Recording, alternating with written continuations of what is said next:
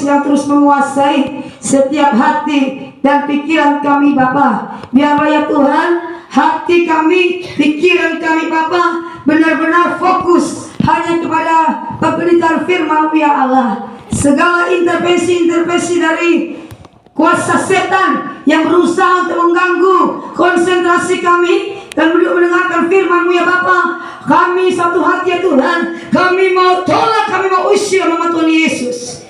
Biarlah ya Tuhan Kau angkat semua itu Tuhan dari setiap hati kami masing-masing ya Tuhan. Terima kasih Bapa yang baik. Biarkan kuasa-Mu yang terus berkarya bekerja tempat ini ya Tuhan. Hamba-Mu yang berdiri di hadapan umat-Mu ya Tuhan tidak lebih hebat dari siapapun ya Bapa. Kami semua sama ya Tuhan. Kami mau sama-sama belajar. Kami mau sama-sama untuk kami taat akan Engkau ya Bapa. Karena kami tahu ya Tuhan Yesus, lewat kuasa Roh-Mu yang kudus ya Tuhan, Ia akan memberikan kami pengertian yang baik ya Bapa. Terima kasih Bapa yang baik. Hanya di dalam nama Tuhan Yesus Kristus, firman Allah yang hidup itu, kami siapkan hati kami untuk mendengarkan firman-Mu. Haleluya. Amin. Baik. Sekali lagi shalom buat kita semua. Iya baik. Selamat sore. Iya. Mari saya jemput kita semua bangkit berdiri.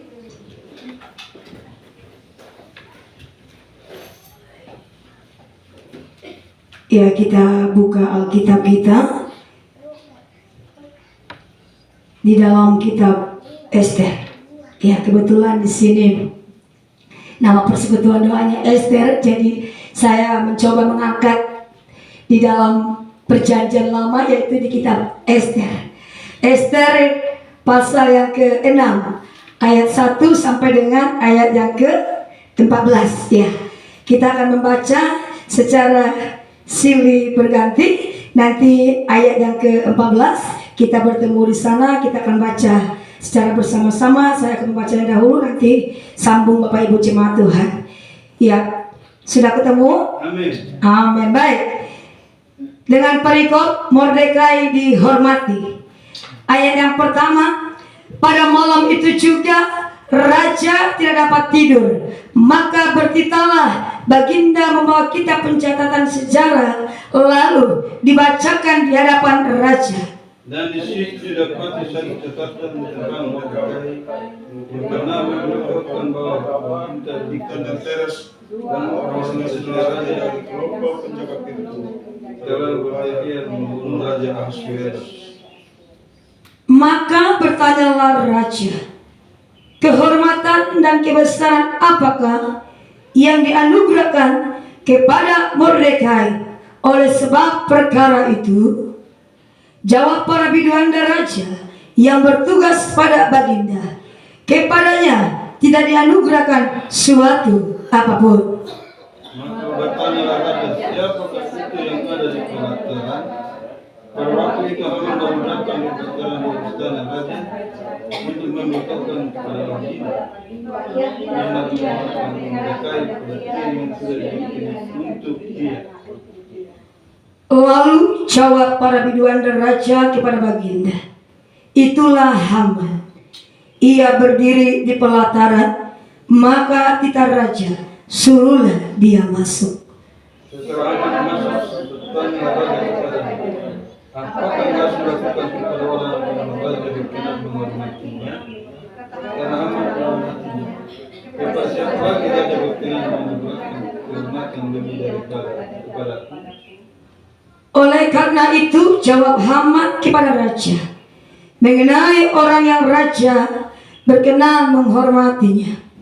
Hendaklah kami pakaian kerajaan yang biasa dipakai oleh raja sendiri, dan lagi kuda yang biasa ditinggal oleh raja sendiri, dan yang diberi mahkota kerajaan di kepala.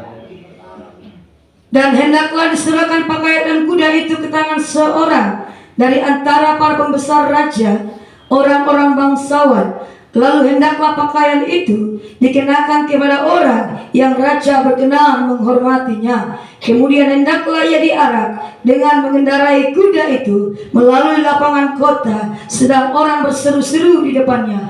Beginilah dilakukan kepada orang yang raja berkenan menghormatinya.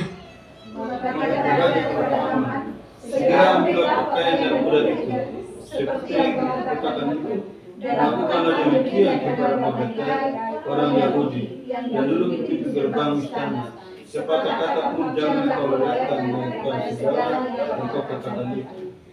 Lalu Haman mengambil pakaian dan kuda itu dan dikenakannya pakaian itu kepada Mordekai. Kemudian diaraknya Mordekai melalui lapangan kota itu, sedang ia menyerukan di depannya, beginilah dilakukan kepada orang yang raja berkenan menghormatinya. Kemudian kembalilah Mordekai ke pintu gerbang istana raja. Tetapi Haman bergesa-gesa pulang ke rumahnya dengan sedih hati dan bersedurung kepala. Dan Haman menceritakan kepada Zeres istrinya dan kepada semua sahabatnya apa yang dialaminya. Maka kata para orang arif bijaksana dan Zeres istrinya kepadanya, jikalau Mordekai yang di depannya engkau sudah mulai jatuh adalah keturunan Yahudi, maka engkau tidak akan sanggup melawan dia, malah engkau akan jatuh benar-benar di depannya sama-sama.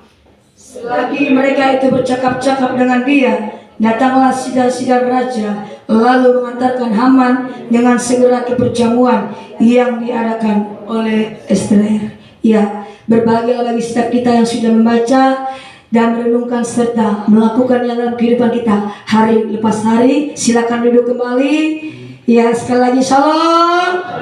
Ya, pertama-tama saya menyampaikan terima kasih kepada Tuhan Yesus, sang pemilik pelayanan itu, melalui hamba Tuhan di tempat ini bersama dengan anggota-anggota yang ada yang sudah memberikan kepercayaan untuk saya melayani, untuk menyampaikan firman Tuhan. Ini adalah kali perdana saya menyampaikan firman Tuhan tempat ini. Saya mengucapkan terima kasih, biar bukan kali ini saja, tetapi mungkin di hari-hari yang akan datang juga saya bisa kembali melayani di sini. Iya, baik. Ya, terkadang kita di dalam kehidupan yang kita lalui ini, kita tidak pernah terlepas yang daripada namanya ancaman, ya. Di sini pasti hidupnya pasti banyak orang yang tidak senang. Amin. Kau siapa yang di sini yang hidupnya rasa aman-aman? Coba tunjuk tangan. Tidak ada. Pasti selama kita hidup dalam dunia ini, kita tidak akan pernah merasa aman. Iya.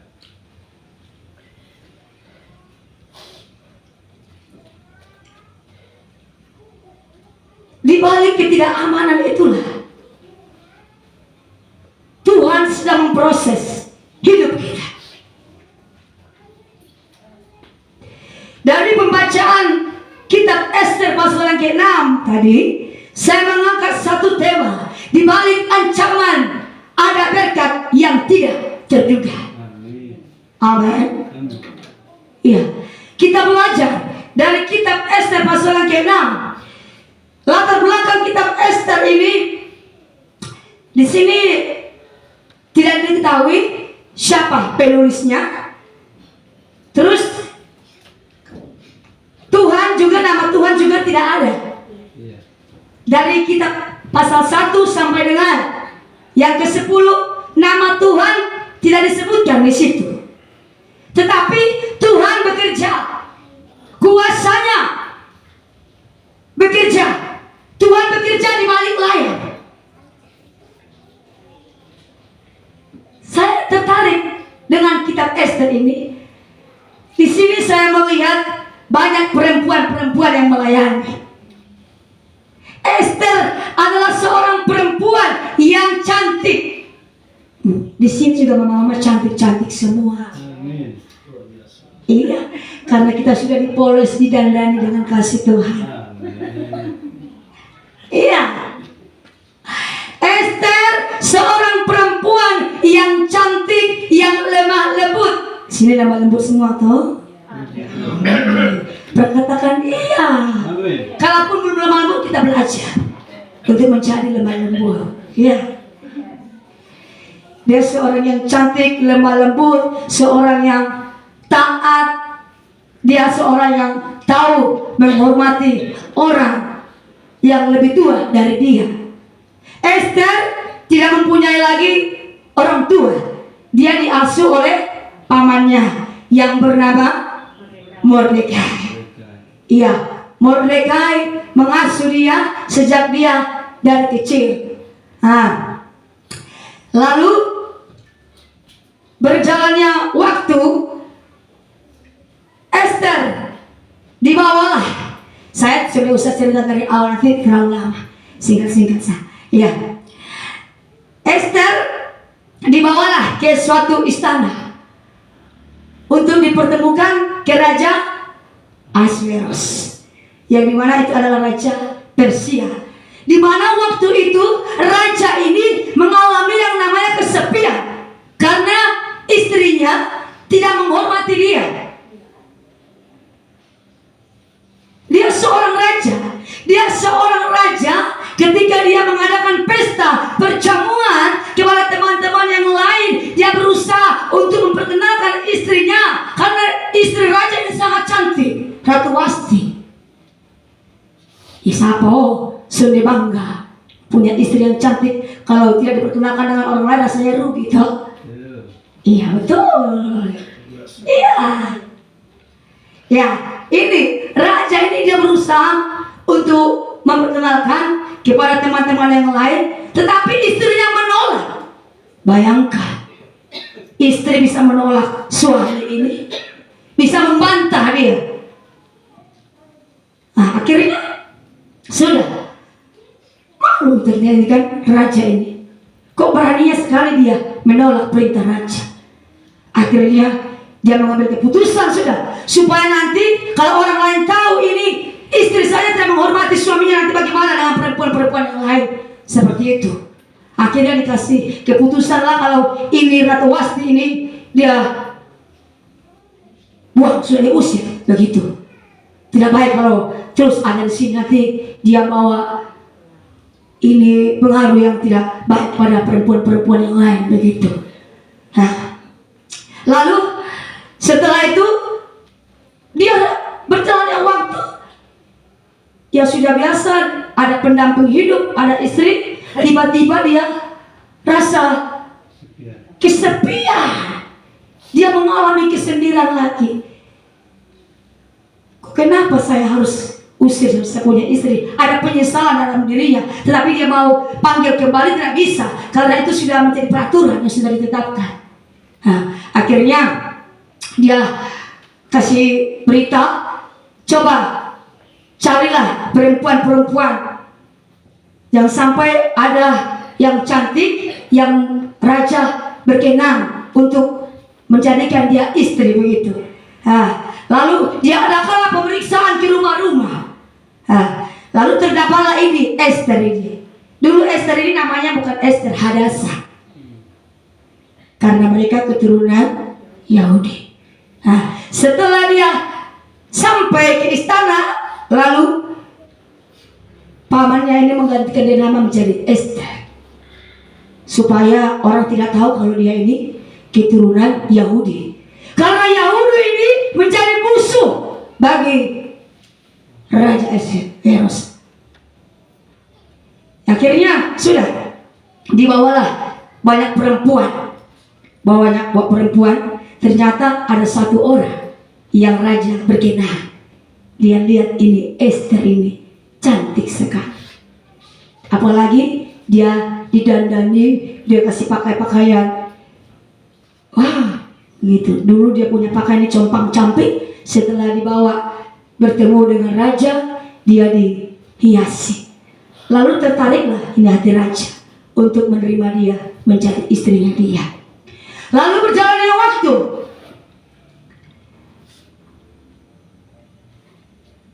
adalah Haman. Haman ini orang kepercayaannya Raja Ahasveros. Haman adalah orang yang gila hormat dia. Dia tidak mau ada hebat dari dia. Ketika Mordekai ada di istana itu, orang lain menyembah kepada Haman, dia sendiri tidak mau tunduk, timbul kebencian di dalam hatinya. Kok dia siapa sih? Kok dia berani sekali? Saya tidak mau sujud kepada beta, setelah begitu. Yang lain saja ada hormat dengan saya ini. Kok dia berani sekali? Nah, lalu dia benci. Terus Mordekai ini dia punya kerja ini ada di sekitar dalam istana itu. Dia keliling-keliling untuk mengawasi bagaimana keadaan dia punya keponakan ini, Esther ini. Tidak tanpa disengaja kedapatanlah Haman ini. Dia berbicara kepada dua sida-sida untuk berusaha membunuh ini raja. Membunuh ini raja. Lalu kedengaran sampai di telinga yang raja ini. Kedengaran dia sangat marah. Siapakah orang yang berani mau membunuh raja? Lalu Haman begini-begini. Selalu satu menyalahkan, selalu menyalahkan. Tidak dikasih tahu, akhirnya kedapatanlah dua orang sida-sida. Terus lagi setelah itu kedengaran lagi berita kalau Haman mau menghancurkan bangsa Yahudi. Lalu Mordekai dia sedih. Aduh, bagaimana ini? Kalau sampai ini terjadi, mereka menghancurkan bangsa-bangsa saya.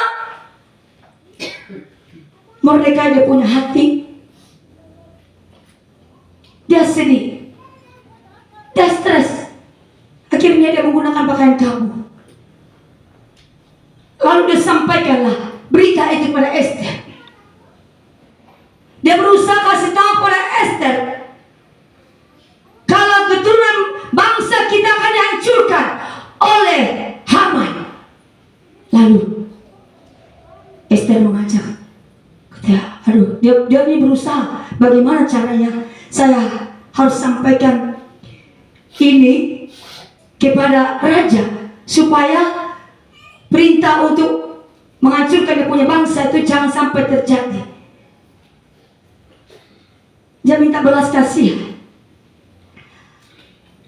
Kan tidak ada orang yang berani menghadap raja kalau selain perintah dari raja, tidak ada satu orang pun yang berani menghadap ini raja. Lalu Esther dia berusaha bagaimana caranya saya bisa menyampaikan ini kepada raja. Dia mengajak orang-orang untuk mengambil doa puasa 3 hari. Doa puasa 3 hari. Yang akhirnya dia berani. Dia bisa menyampaikan itu kepada raja. Terus berjalannya waktu, raja ini mungkin dia habis minum atau habis apakah? Dia kalau orang yang habis minum itu biasanya dia cepat tidur ya. Tetapi ini cerita yang tadi pasal yang ke-6 ini, pada malam itu raja tidak dapat tidur. Nah, di sini bukan secara kebetulan, karena di dalam Tuhan tidak ada yang kebetulan. Raja tidak bisa tidur itu mungkin oleh karena Tuhan yang berkenan. Ya karena apa yang menjadi seruan doa dari Esther tadi itu, saya rasa itu akhirnya bisa membuat ini raja tidak tidur oleh karena dia pikiran tentang apa yang dia mungkin ingat-ingat kembali yang dulu terjadi itu, peristiwa-peristiwa yang lalu terjadi itu. Kalau dulu dia pernah mau dibunuh, tapi akhirnya tidak jadi karena ada satu orang yang memberitahukan, yaitu Mordekai. Lalu dia panggillah kedua orang yang memberitahukan itu, yang mencatat ini atas peristiwa-peristiwa yang lalu itu. Coba kamu buka kembali itu buku catatan yang lalu-lalu itu. Bagaimana? Kok kenapa saya ini tidak bisa tidur? Saya ini teringat tentang yang masa yang lalu itu.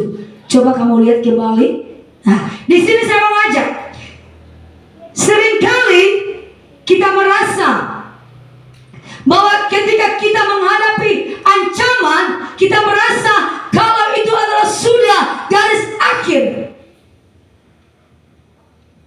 Kita seolah-olah berpikir Tuhan tidak adil. Tuhan lupa dengan saya. Saya sudah banyak melakukan kebaikan, sudah banyak menolong orang lain, tetapi kenapa balasannya seperti ini Tuhan? Ya, pasti itu yang ada di pikiran kita ya. Iya, secara manusia memang itu terlintas dalam pikiran kita. Kita merasa diri kalau kita ini sering dilupakan Tuhan. Kita tidak pernah dilupakan Tuhan. Amin. Malah kita yang sering melupakan Tuhan. Ya, betul.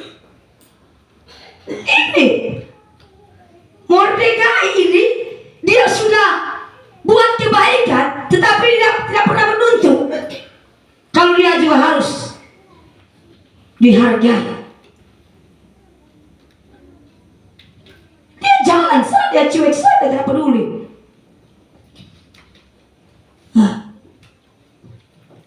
Tanpa dia tahu kalau ada musuh yang berusaha untuk menjatuhkan dia, ada musuh yang berusaha untuk membunuh dia. Mordekai ini suatu pribadi yang sangat sungguh luar biasa. Makanya saya suka sekali namanya persekutuan doa Mordekai itu. Ketika saya di sana saya senang nama Mordekai. Dengan ini Esther juga. Cerita yang menarik. Mordekai,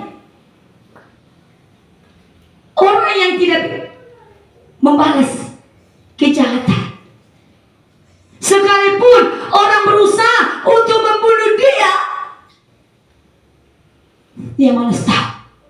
Dia santai saja. Dia tetap jalan seperti biasa. Dia tidak pernah curiga dengan orang lain. Kita berpikir kalau Tuhan tidak adil, Tuhan lupa. Padahal Ibrani 6 ayat 10 berbicara di situ mengatakan Allah, sebab Allah bukan tidak adil sehingga lupa akan pekerjaanmu dan kasihmu yang kau tujukan. Allah bukan tidak adil. Allah bukan lupa dengan kita. Dia tahu semua apa yang kita buat, apa yang kita kerjakan, apa yang kita lakukan. Tuhan tahu. Tidak pernah Tuhan lupa dengan kita. Jadi jangan pernah berpikir kalau apa yang kau alami sekarang ini, jangan pernah berkata Tuhan tidak adil. Tuhan sangat adil. Dia tahu apa yang harus dia lakukan. Jangan pernah banyak menuntut dari Tuhan. Lakukan terus kebaikan.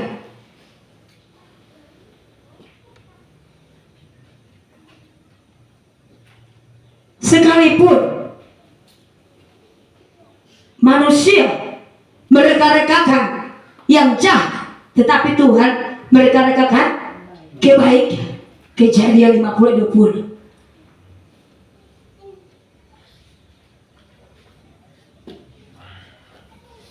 Mordekai tidak pernah dilupakan Tuhan.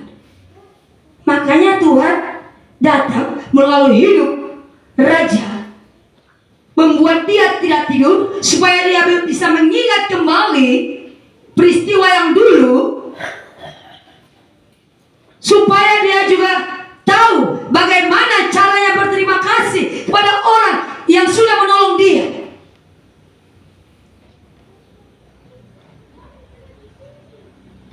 Akhirnya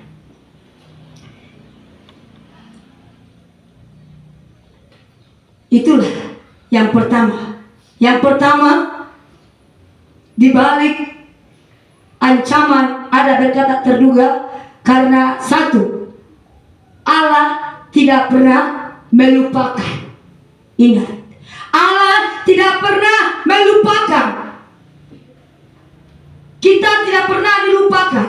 Kita tidak pernah terlupakan dari Tuhan.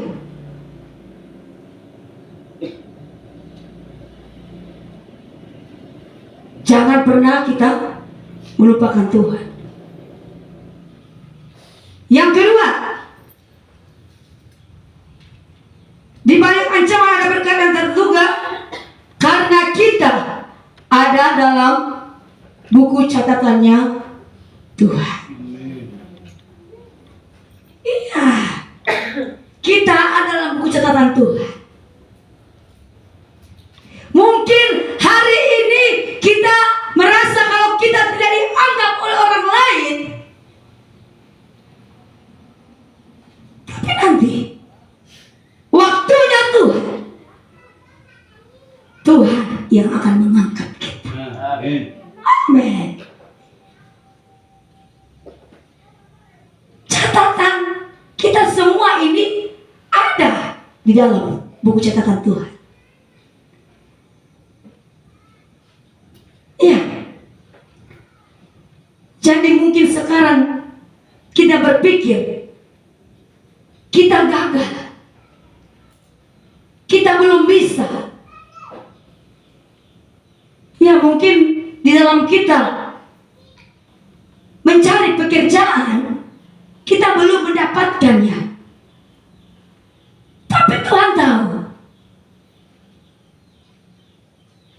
Kita berpikir kita mau berusaha cepat mendapatkan pekerjaan, tetapi Tuhan mau agar kita bersabar dulu. Iya, bersabar dulu. Tuhan mau melihat kesetiaan kita. Kesetiaan kita terhadap Tuhan sampai sejauh mana. Kita gagal di dalam perkuliahan kita, bukan berarti akhir dari segalanya. Kita gagal membina rumah tangga kita, bukan akhir dari segalanya. Kita berusaha untuk menjadi istri yang terbaik, suami yang terbaik, anak-anak yang terbaik. Terkadang kita merasa diri kita gagal. Kita anggap diri kita tidak berguna lagi. Tidak berguna lagi. Suami ini tidak pernah menghargai saya ini. Saya selalu disalahkan terus. Bikin ini salah, bikin itu salah. Suami juga begitu.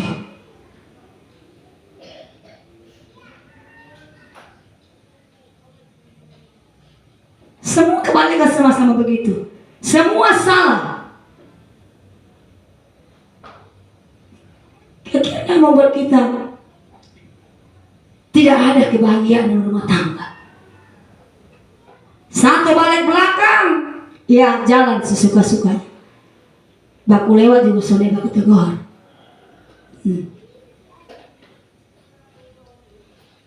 Kehidupan sekarang ini penuh dengan banyak ancaman. Ancaman yang membuat kita hilang damai sejahtera. Kalau sudah tidak ada kepercayaan lagi satu dengan yang lain, akhirnya membuat rumah tangga kita berantakan sudah. Kuliah kita gagal sudah. kita punya anak-anak punya masa depan gagal sudah. Iya toh. Kalau rumah tangga berantakan otomatis nanti anak-anak yang jadi korban. Yang kita lihat saat sekarang ini rumah tangga hamba-hamba Tuhan ini cerai. Sekarang anak-anak satu di mana, bapaknya di mana, istrinya di mana, kan jadi korban. Ini anak-anak ini, padahal mereka punya masa depan ini masih panjang. Itu karena ada ancaman-ancaman, intimidasi setan. Kalau kita tidak kuat dengan Tuhan, kita akan tambah jatuh.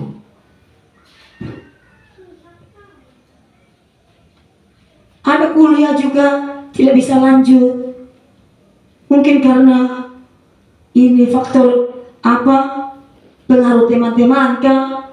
Atau faktor dari keadaan ekonomi kah? Banyak hal-hal yang membuat kita punya anak-anak ini gagal untuk menempuh masa depan hidupnya. Anak-anak juga kita harus bekali mereka dengan firman Tuhan. Ajari mereka supaya mereka juga tahu menghormati Tuhan seperti apa. Saya bersama dengan kami selalu keras dengan anak-anak. Ketika diajak berdoa mereka mulai mengantuk. Bapaknya lalu marah ini. Kita marah ini anak. Giliran berdoa kalian mengantuk. Giliran lihat ini HP 24 jam mata bisa terang. Nah, itu anak-anak sekarang begitu. Suka kalau sudah pegang HP itu sudah. Nanti sudah tidak mau lagi berdoa. Apalagi baca firman, itu alasan sudah mengantuk sendiri. Kita kasih bangun pagi-pagi saja susah sekali. Akhirnya sampai bapaknya punya jengkel, ambil air ke siram. Ya, kita harus keras. Anak-anak sekarang tidak bisa dengan manja-manja seperti itu. Karena kemajuan teknologi ini membuat anak-anak semakin rusak. Apalagi lagi di TikTok sudah jelas ini nah. Nonton apa ini nah. Akhirnya kita batasi HP. Sudah boleh lagi pegang HP. Ambil HP ku simpan sudah.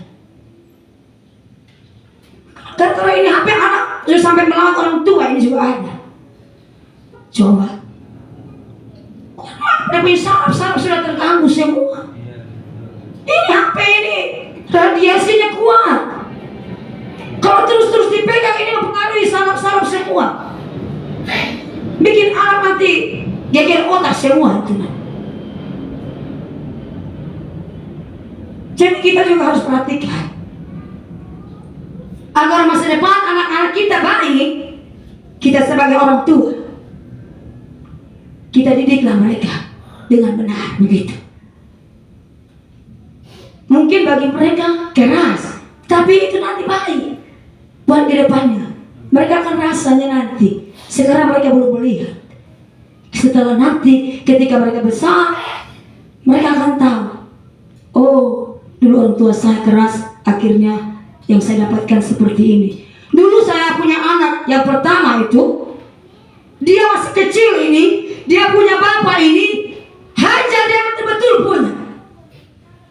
Sampai saya sendiri juga kasihan. Hajar dia ini pukul apa yang tidak. Tapi buat kebaikan dia, bukan hajar hanya asal-asal hajar saja. Karena dia disuruh pergi sekolah minggu, bawa uang kolektif sekolah minggu, tidak pergi, tidak kasih kolektif. Dia Jadi Bapak angkat dia, gantung dia di itu gantungan pakan situ. Terlalu keras ini di Bapak ini. Tapi sekarang dampak yang dirasakan, dia ada di luar negeri. Luar biasa. Dia di luar negeri, siapa yang sangka? Tidak ada yang pikiran kalau kita punya anak bisa sampai ke tempat orang lain ini. Itulah. Kita didik dari sekarang, nanti ke depan mereka yang akan menuainya. Jadi anak-anak semua perhatikan. Kalau orang tua keras, jangan berpikir kalau orang tua membenci kalian, tidak boleh.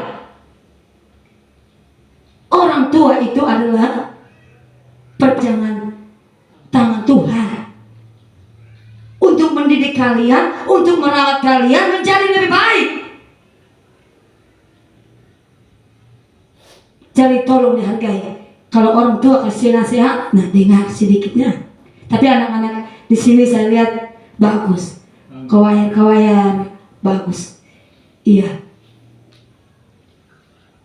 Itulah. Baik, lalu kita dalam catatannya Tuhan. Ingat itu. Kita terus melakukan kebaikan terhadap musuh dan lawan kita. Mazmur mengatakan Tuhan menyediakan hidangan di hadapan lawanku. Mazmur 23 ayat yang ke-5. Kita dalam catatannya Tuhan.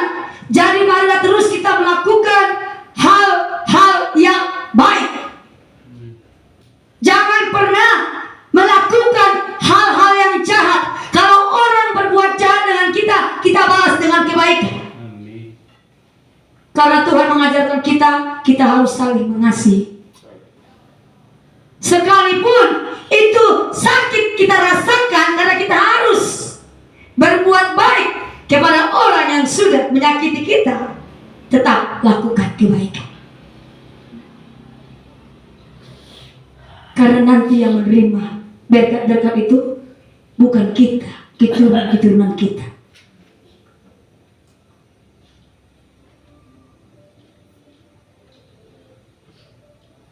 Ya. Yang ketiga,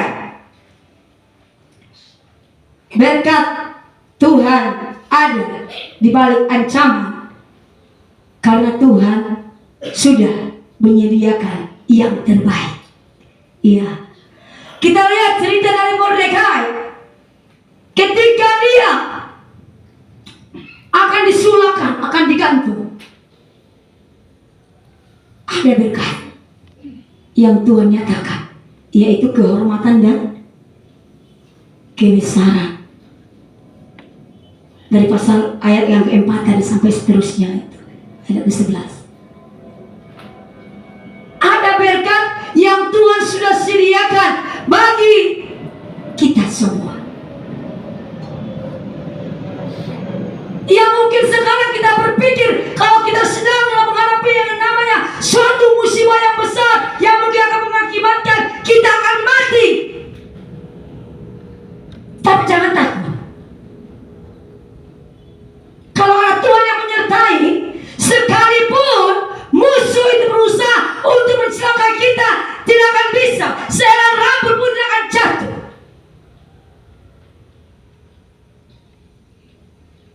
Karena kita punya hidup ini ada di dalam kendalinya Tuhan. Tuhan yang mengatur hidup kita.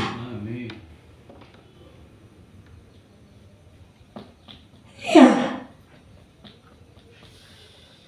luar biasa ini. Mordekai. Akhirnya Tuhan membalikkan apa yang dirancangkan terhadap musuhnya. Akhirnya itu sendiri yang kena kepada Haman ini. Haman yang pergi berusaha memberitahukan kepada raja apakah yang harus dilakukan pada orang-orang yang tidak berkenan pada hati raja.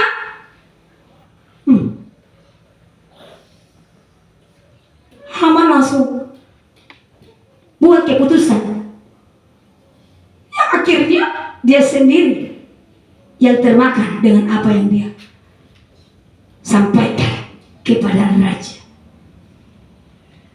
Sebetulnya Haman ini tidak punya, dia punya pikiran seperti itu, tapi oleh karena ada perkataan istrinya Zeres. Dari pasal sebelumnya itu kalau kita baca,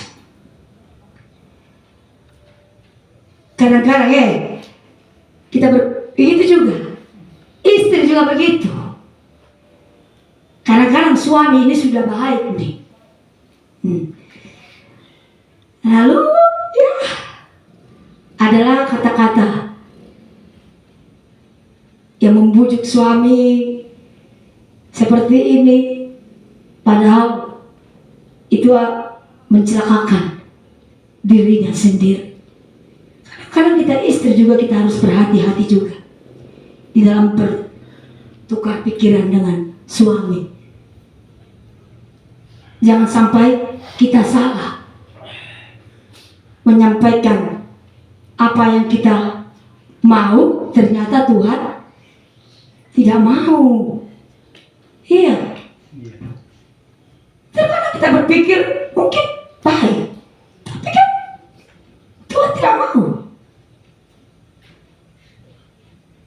Pengaruh istri juga sangat mendukung terhadap peranan suami. Ya,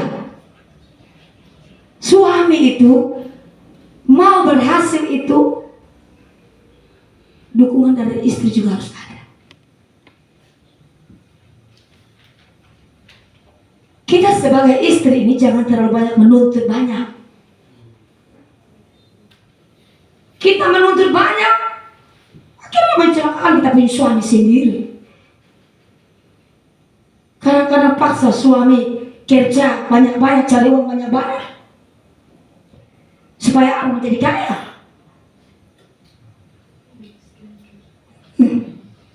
Kejar-kejar harta kekayaan, tidak tahu kaya-kaya juga. Kejar-kejar jabatan, tidak tahu naik-naik juga. Tidak usah.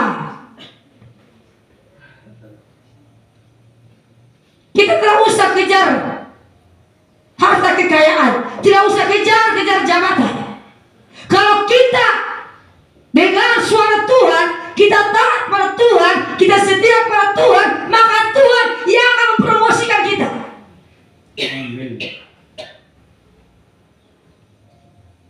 Saudara yang amin, sudah mau dipromosikan Tuhan kok.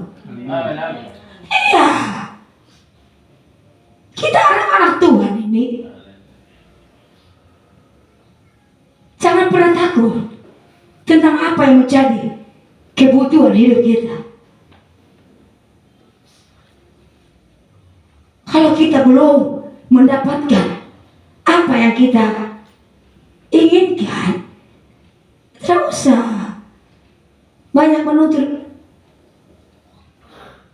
kepada suami lah. Apalagi suami ini kadang-kadang saya juga istri, saya juga banyak jadi korban juga. Iya. Kadang-kadang kita nih mama-mama ini memang jujur sah. Karena pikiran terlalu banyak urus rumah tangga ini bukannya gampang. Mama ini mama juga. Urus ini. Akhirnya kita lampiaskan, kita marah-marah dengan suami ini. Iya. Yang di sini mama juga begitu kok.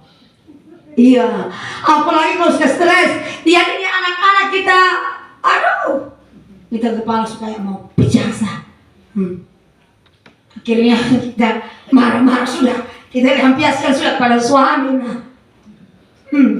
Ini kita juga bertobat sudah. Iya. Jadi kita jangan terlalu ini juga dengan kita punya suami. Dia juga manusia, dia juga manusia, karena tidak cuma marah kita lagi lah, kita juga. Tadi yang sudah, padahal kita juga salah ini. Itu, iya, itu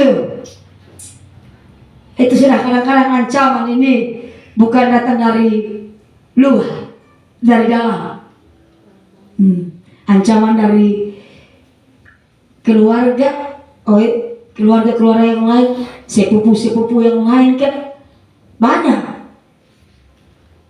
Ini anak kita, suami kita, istri kita. Ancaman banyak. Ketika kita mau pergi, misalkan mau melayani, ada yang tidak mendukung. Itu juga jadi ancaman ya. Ancaman akhirnya kita sudah jadi melayani. Makanya ini bagi anak-anak muda yang mau berumah tangga nanti harus benar-benar memilih pasangan hidup itu yang tepat. Iya, karena kita memilih berumah tangga ini satu kali seumur hidup. Iya, kalau kita sudah salah, nanti akhirnya itu kita hidup begitu sudah. Kita mau pergi bekerja juga, nanti suami menilai yang tidak lagi, macam-macam. Itu yang akhirnya menghambat kita punya karir masa depan lagi. Jadi ini adalah ancaman ini dari dalam sendiri, bukan dari luar. Jadi itu harus kita perhatikan cara hidup kita, di dalam kita berkeluarga, berumah tangga, kita harus bisa saling memperhatikan, saling menghargai.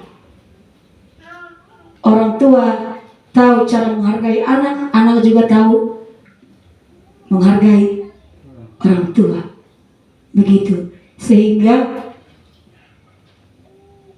kita bisa mencerminkan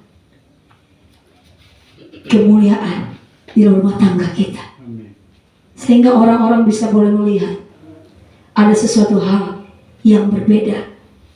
Apalagi kita sudah menjadi seorang hamba Tuhan, pelayan Tuhan, kita punya hidup ini selalu dilihat oleh orang-orang. Kita ini jadi pantaman. Iya, kita harus bisa menjaga sikap kita yang baik, sehingga kita tidak menjadi batu sandungan bagi banyak orang. Nanti jangan sampai orang bilang percuma saya DP melayani mah, kau lihat dia punya hidup rumah tangga begitu sama. Ini tidak baik juga. Akhirnya nanti menjelekan nama Tuhan lagi. Kita juga harus belajar, sama-sama belajar.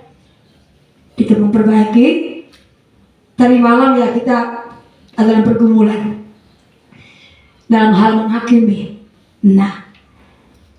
Kita ini kadang-kadang itu sudah. Tadi malam kami sudah pembahasan. Kita menghakimi orang lain lebih bisa daripada melihat diri kita sendiri. Kita omong orang lain punya kesalahan, kita bisa, tetapi kita punya kesalahan tidak mau diomongin orang lain. Jadi mari kita sama-sama belajar supaya kita juga tahu bagaimana cara membawa diri yang baik kepada saudara-saudara kita yang lain, apalagi mereka yang belum mengenal Tuhan. Itu hidup kita ini harus lebih banyak berdampak bagi banyak orang lain, sehingga setiap pelayanan kita kerjakan ini tidak menjadi sia-sia, tetapi benar-benar boleh berkenan kepada Tuhan. Kalau kita melayani capek-capek, kalau tidak ada punya hasil yang baik, kita dapat apa? Percuma sah, lebih baik saya bisa melayani toh. Iya. Kita melayani capek-capek, Tuhan tidak terima kita lagi ini angka berbuat kejahatan. Kita diusir lagi. Saya. Jadi mari kita terus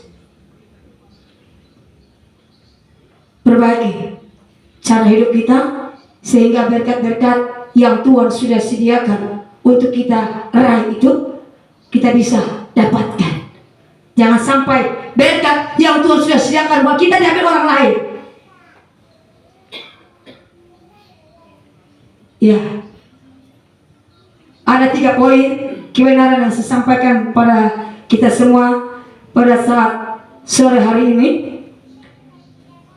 Marilah kita terus belajar dari seorang Mordekai, sekalipun dia tidak dianggap, sekalipun dia sering dilupakan, sekalipun dia direndahkan, tetapi Tuhan mengangkatnya.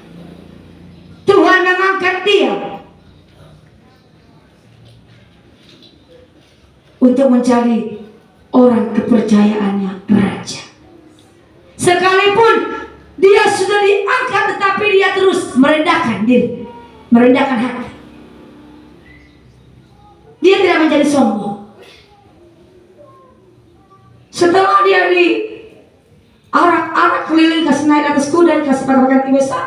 Setelah selesai acara itu, dia kembali lagi kepada aktivitas dia sehari-hari. Dia kembali lagi berbaur. Nah, dia tidak sombong. Jadi ini adalah peringatan bagi kita semua. Kalau kita jangan jadi sombong, tidak boleh menyombongkan diri. Kalau Tuhan sudah pakai kita secara luar biasa melayani, hendaklah kita memiliki roh kerendahan hati. Karena peninggian itu datang berasal daripada Tuhan. Mazmur 75. Peninggian itu bukan berasal datang dari manusia. Jadi jangan ada yang menganggap dirinya kalau dia sudah lebih luar biasa dari orang lain, sudah lebih hebat dari orang lain. Tidak. Kita belajar dari seorang Mordekai. Sekalipun dia sudah diangkat, dia terus merendahkan diri. Dia terus berbaur dengan orang-orang. Kita juga seperti itu. Ketika kita sudah di atas, jangan lupa kita juga harus memandang ke bawah. Iya, tidak boleh. Karena hidup kita ini tidak selamanya di atas. Pasti nanti kita juga akan mengalami yang nama kejatuhan. Untuk itu, saya mau ngajak kita semua, mari kita belajar dari Mordekai, sangat sungguh luar biasa. Kita terus bangun hubungan dengan Tuhan. Kita terus selalu berbuat baik kepada orang yang menyakiti kita. Jangan pernah balas kejahatan dengan kejahatan, tapi teruslah lakukan kebaikan. Terus semakin merendahkan diri. Jangan menjadi orang yang sombong. Karena ketinggian hati akan Amsal. Kita sudah tahu ini ayat semua. Mari kita terus ingat itu. Sekalipun orang merancangkan kita kecelakaan, tetapi Tuhan tidak pernah merancangkan kecelakaan. Rancangan Tuhan adalah rancangan damai sejahtera. Untuk itu mari kita terus berpikir positif terhadap Tuhan. Jangan pernah berpikir negatif tentang Tuhan. Hidup kita ini seperti orang yang menyulam sulaman benang. Kalau orang bikin sulaman apa itu? Iya, sulaman orang bikin apa? Lukisan apa itu yang ada benang sulaman itu ya? Kan kelihatan di bawahnya di benang ini kan semeraut, tidak beraturan. Coba kalau kita balik ke atas, kelihatan cantik sekali, indah. Nah inilah cara kerja Tuhan seperti ini. Ketika kita merasa diri kalau hidup kita ini tidak betul, semeraut, tapi Tuhan bisa membalikkan menjadi lebih baik. Orang menganggap kita ini tidak baik, tapi Tuhan menganggap kita ini adalah orang-orang yang mulia. hidup berkenan kepada Tuhan, Tuhan akan menjadikan kita indah. Sekalipun orang melihat kita ini jelek, orang melihat kita ini tidak ada apa-apanya, tetapi mata Tuhan kita ini berharga. Amin. Iya, untuk itu jangan pernah menganggap dirimu kalau engkau lebih rendah dari orang lain, karena derajat kita ini sama di mata Tuhan. Amin. Amin. Mari kita tutup Alkitab kita. Saya rindu kita angkat satu pujian yang mengatakan, meskipun Tuhan tak menolongku, meskipun Tuhan tak menjawab doaku, meskipun hatiku habis lenyap. Haleluya Tuhan Yesus.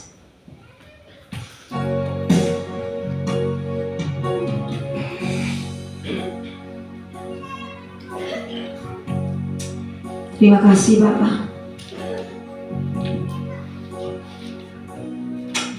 Terima kasih Tuhan. Sekalipun musuh dan lawan kami berusaha untuk menjatuhkan kami Tuhan, ajarilah kami Tuhan, agar kami terus melakukan kebaikan ya Bapak.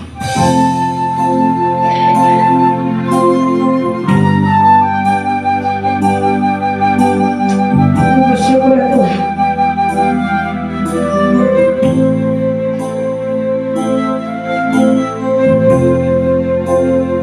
Haleluya Tuhan Yesus. Terima kasih Bapak.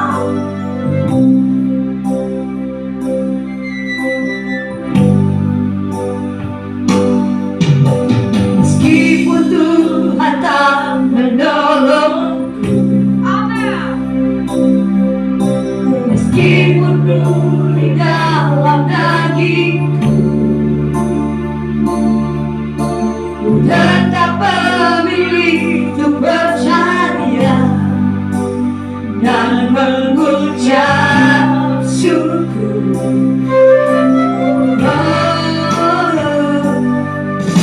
Meskipun aku tak terjawab, amin.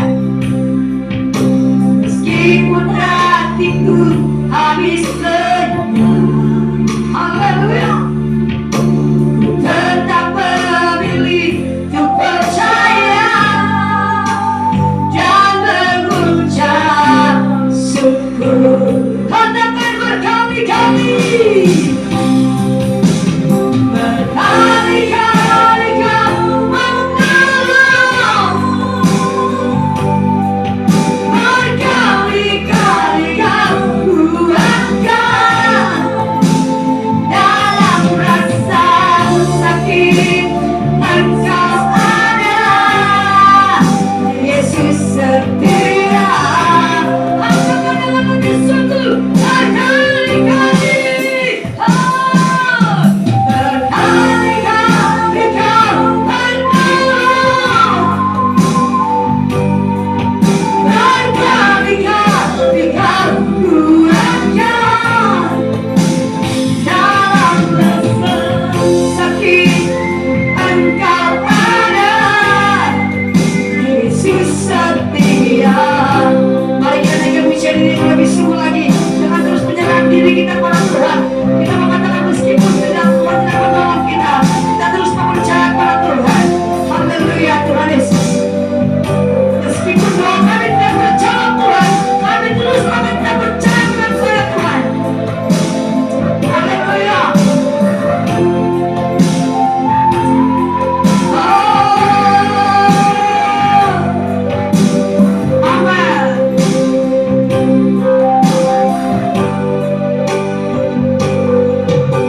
Meskipun Tuhan tak menolong, amin Tuhan. Apapun keadaan hidup kami Tuhan, meskipun kami merasa kalau Tuhan tidak menolong hidup kami, meskipun seolah-olah kami merasa kalau hati kami Tuhan terluka ya Bapak, kami masih mengucap syukur dan Tuhan.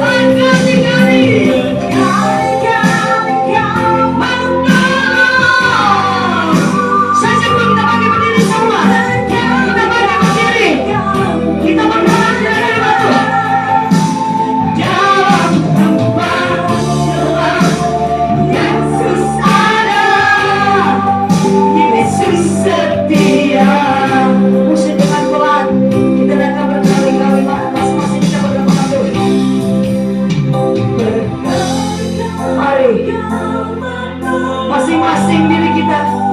Kita membuka hati kita kepada Tuhan. Apapun yang menjadi kita dalam hidupmu, apapun yang menjadi pergumulan hidupmu, Ingat selalu pada Tuhan bahwa sekali-kali Tuhan tidak pernah meninggalkan engkau. Amin.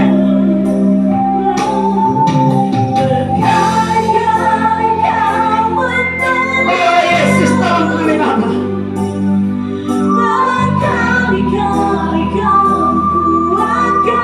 Mari terus kita mengingat kebaikan Tuhan. Dalam semua tangan Yesus selalu ada dalam hidupmu. Terima kasih Tuhan. Dengan lebih sungguh lagi kita mengatakan dengan penuh penyerahan diri kita. Berkali-kali Tuhan menolong hidup kami. Apakah balasan yang kami persembahkan pada Engkau ya Tuhan?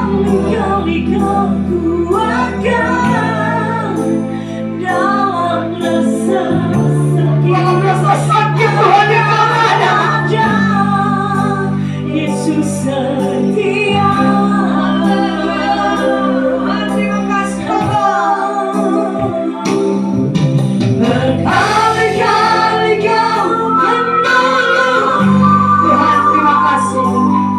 Berkali-kali Kau kuatkan Dalam lembah gelap Yesus ada. Yesus setia. Sekali lagi buka hatimu pada Tuhan. Kita mengatakan berkali-kali Tuhan menolong. Berkali-kali Kau menolong.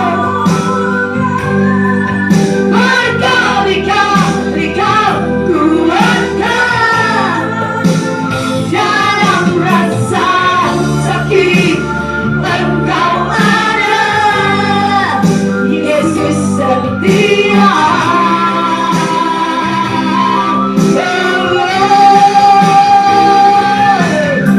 Berkali-kali Kau menolong. Berkali-kali Kau kuatkan. Dalam lembah gelap Engkau ada. Yesus setia. Dalam rasa sakit Yesus ada. Dalam rasa sakit Yesus ada.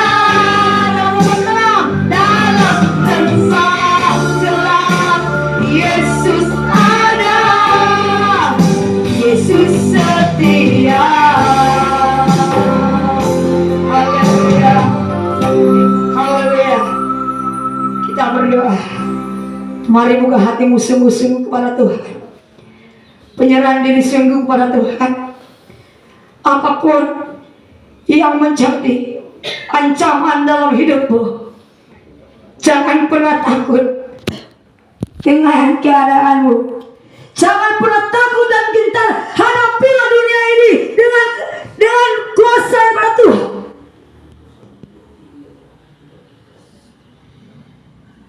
Kekuatan yang pada Tuhan yang akan terus memampukan setiap kita semua. Bahaya man berusaha untuk menghadang kita, tetapi Tuhan menghalaukan dari kita. Tuhan merancangkan selalu yang terbaik. Tuhan selalu memberikan damai sejahtera. Jikalau saat ini kita mengalami ketakutan, amin. Penyerahan diri sungguh pada Tuhan. Tuhan tolong umatmu ya Bapa.